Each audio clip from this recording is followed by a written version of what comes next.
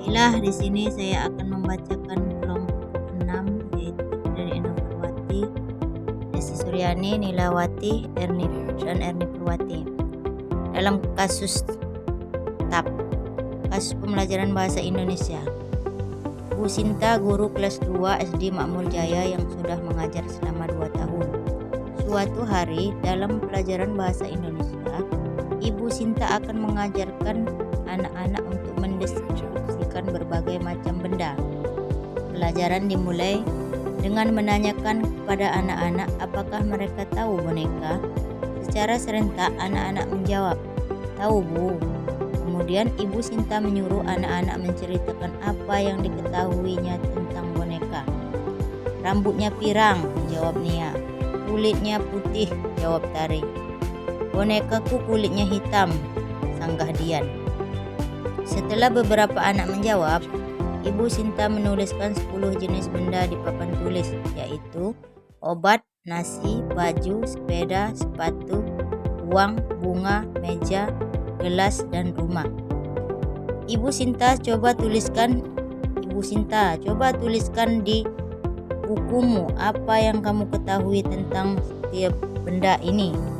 Ibu Sinta memandang anak-anak sejenak, kemudian berkata, "Mengerti anak-anak?" "Mengerti," jawab anak-anak serempak. Anak-anak berusaha menuliskan apa yang diketahuinya tentang benda-benda tersebut. Setelah selesai, Ibu Sinta menyuruh satu orang anak untuk membacakan apa yang ditulisnya. Mendengar hasil pembacaan tadi, Ibu Sinta sangat kecewa, tetapi mencoba menahan diri. Dengan suara tidak bersahabat, anak yang membaca tadi disuruh duduk, dan semua anak disuruh mengumpulkan pekerjaannya. Kekecewaan Ibu Sinta menjadi-jadi setelah melihat tulisan anak-anak secara keseluruhan. Deskripsi yang ditulis anak-anak sangat singkat. Sebagian besar hanya terdiri dari satu kata, bahkan banyak yang kosong. Ibu Sinta tidak bisa membayangkan mengapa ketika mendeskripsikan boneka, anak-anak dapat memberikan jawaban yang beraneka ragam. Tapi setelah diminta menulis deskripsi sendiri-sendiri, hasilnya sangat mengecewakan. Pertanyaan 1. Identifikasi suatu hal positif dan satu hal negatif yang dilakukan oleh Ibu Sinta dalam pembelajaran di atas. Beri alasan mengapa hal tersebut Anda anggap positif dan atau lagi Anda anggap negatif. 2. Mengapa anak tidak dapat mendeskripsikan benda-benda tersebut dengan baik? Jelaskan jawaban Anda dengan contoh yang diambil dari kasus di atas. 3. Jika Anda mengajarkan anak-anak kelas 2 SD untuk mendeskripsikan benda tertentu, media atau alat bantu apa yang seyogyanya Anda gunakan? Berikan alasan mengapa Anda memilih media atau alat tersebut. 4. Bagaimana cara mengatasi masalah tersebut? Susun dalam bentuk rencana perbaikan melalui penelitian tindakan kelas atau PTK, melalui identifikasi masalah, analisis masalah, rumusan masalah. 5. Susunlah rancangan langkah-langkah kegiatan yang akan Anda tempuh dalam pembelajaran mendeskripsikan tersebut dengan menggunakan media atau alat bantu yang Anda pilih pada butir 3. Langkah kegiatan terdiri dari kegiatan awal, kegiatan inti, dan kegiatan penutup. Beri alasan mengapa Anda merancang langkah-langkah tersebut. Demikianlah pembacaan dari saya. Assalamualaikum warahmatullahi wabarakatuh. Baiklah, terima kasih saya ucapkan kepada Bu Nila yang telah memberikan kesempatan kepada saya. Baiklah, di sini saya akan melanjutkan bacaan dari kasus dari punya Bu Nila tadi, yaitu alternatif jawaban kasus. Yang pertama, kegiatan positif beserta alasannya. A. Melakukan apersepsi pada kegiatan awal pembelajaran. Menurut Gagne dan Briggs, guru harus melakukan apersepsi pada kegiatan awal pembelajaran. Hal ini dilakukan untuk membangkitkan motivasi dan perhatian siswa dalam kegiatan belajar. B. Objek yang dijadikan contoh pada apersepsi diakrabi anak-anak atau pada dunia anak.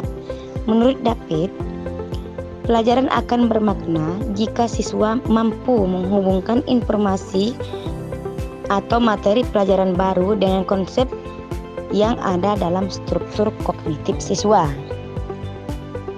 Kegiatan negatif beserta alasannya. A. Tidak menghadirkan objek yang konkret untuk bahan deskripsi. Menurut Jean Piaget, anak usia 7-11 tahun berada pada tahap perkembangan operasional konkret. B. Tidak memberi contoh bagaimana cara mendeskripsikan yang benar kepada siswa. C. Tidak memberi penguatan pada respon positif siswa yang diberikan sebagai tanggapan terhadap pertanyaan yang diajukan guru. 2. Alasan anak tidak bisa mendeskripsikan beserta alasannya. Alasan yang pertama yaitu A. Kemampuan anak menuangkan gagasannya ke dalam bentuk tulisan masih kurang. Atau dengan kata lain, kemampuan anak dalam menulis masih lemah. Hal ini terbukti ketika mereka mendeskripsikan secara lisan, mereka bisa dan mampu. Tetapi ketika ditugasi dalam bentuk tulisan, anak belum bisa menuangkannya. B. Objek yang harus dideskripsikan kurang diakrabi anak dan berbentuk bervariasi. Yang C. Objek yang harus dideskripsikan tidak dihadirkan dalam bentuk yang nyata. Ibu Sinta hanya menuliskan objek-objek yang harus dideskripsikan tanpa menghadirkan objek yang nyatanya. Jelas ini sangat menyulitkan anak dalam mendeskripsikannya. 3. Benda-benda yang diakrabi dan menarik bagi anak. Dengan menggunakan alat peraga seperti itu, anak akan menjadi mudah dalam belajar dan motivasi mereka akan lebih meningkat. Hal ini sejalan dengan pendapat David dan Jeremy. Menurut David, pelajaran akan bermakna jika siswa mampu menghubungkan informasi atau materi pelajaran baru dengan konsep atau hal-hal lainnya yang sebelumnya sudah ada dalam struktur kognitif anak. Sedangkan menurut Brunner, motivasi intrinsik itu telah dimiliki siswa, yaitu sifat mengingat secara alamiah. Mereka akan memiliki daya kompetensi belajar bila mereka menjadi tertarik pada apa yang mereka pelajari. Bella, itulah saja Bella. Untuk selanjutnya akan dibacakan oleh Ibu Endang. Kepada Ibu Endang, saya persilahkan. Baiklah, di sini saya akan melanjutkan yang nomor 4. Rencana perbaikan. A. Identifikasi masalah. 1. Pembelajaran Bu Sinta kurang berhasil. Yang kedua, siswa kelas 2 kurang memahami cara mendeskripsikan berbagai macam benda. Yang ketiga, deskripsi yang dituliskan anak sangat singkat. B. Analisis masalah. 1. Bu Sinta tidak membahas keterkaitan materi pembelajaran dengan objek konkret untuk bahan deskripsi. Padahal menurut Jean Piaget bahwa kemampuan berpikir anak SD masih dalam tahap operasional konkret, di mana siswa SD lebih mudah memahami materi dengan sesuatu yang nyata. Yang kedua, Bu Sinta tidak menyampaikan tujuan pembelajaran yang akan dicapai pada siswa saat kegiatan awal pembelajaran. Yang ketiga, Bu Sinta tidak memberi contoh bagaimana cara mendeskripsikan yang benar dengan diberikan suatu contoh yang benar dan jawaban siswa berpola berpikir dan sistematis. Bu Sinta tidak memberikan penguatan pada respon positif siswa yang diberikan sebagai tanggapan terhadap pernyataan yang diajukan. C. Rumusan masalah. Mengapa Bu Sinta tidak menggunakan media pembelajaran konkret untuk bahan deskripsi pada saat kegiatan pembelajaran berlangsung. Yang kedua, Bu Sinta tidak memberi contoh bagaimana cara mendeskripsikan yang baik dan benar.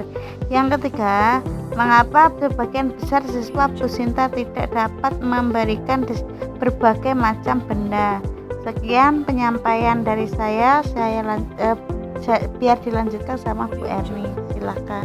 Selanjutnya, yakni yang kelima, langkah-langkah perbaikan. A. Kegiatan awal.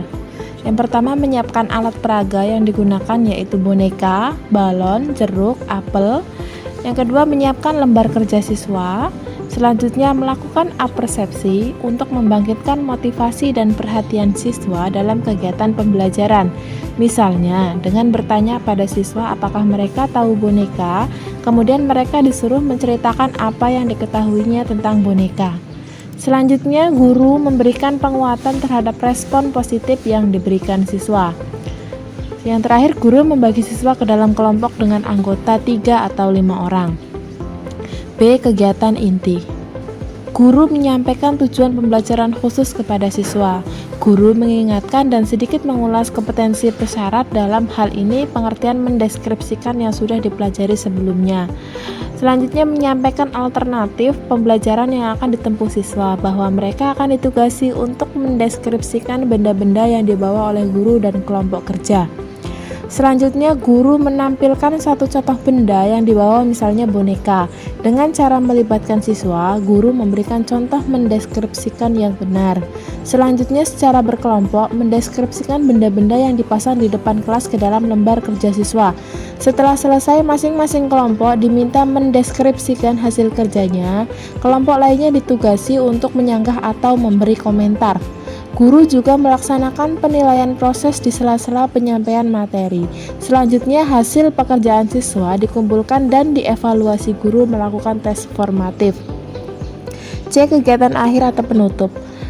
Melakukan umpan balik, menyimpulkan materi pelajaran yang telah disampaikan, melaksanakan penilaian hasil, melaksanakan tindak lanjut kegiatan pembelajaran, mengemukakan tentang topik yang akan dibahas pada waktu yang akan datang. Yang terakhir, menutup kegiatan pembelajaran.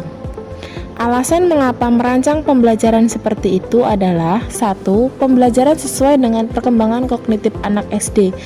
Menurut Piaget, anak SD umumnya berada pada tahap perkembangan operasional konkret. Mereka akan lebih cepat belajar dan menyerap informasi jika informasi dikemas secara konkret. 2. Pembelajaran sesuai dengan karakteristik anak SD. Menurut Robert J. Havighurt, anak SD memiliki 4 karakteristik: senang bermain, bergerak, belajar, dan bekerja dalam kelompok, dan senang melaksanakan atau melakukan atau memperagakan sesuatu secara langsung. Karakteristik ini membawa implikasi bahwa guru harus merancang model pembelajaran yang memungkinkan adanya unsur permainan di dalamnya. Anak bergerak dan berpindah tempat, serta anak terlibat langsung dalam pembelajaran dan penemuan informasi. Selanjutnya, sesuai dengan teori belajar konstruktivisme, bahwa pengetahuan bukan seperangkat fakta atau konsep yang harus diterima, tetapi sesuatu yang harus dirancang, bangun, atau dikonstruksi sendiri oleh siswa.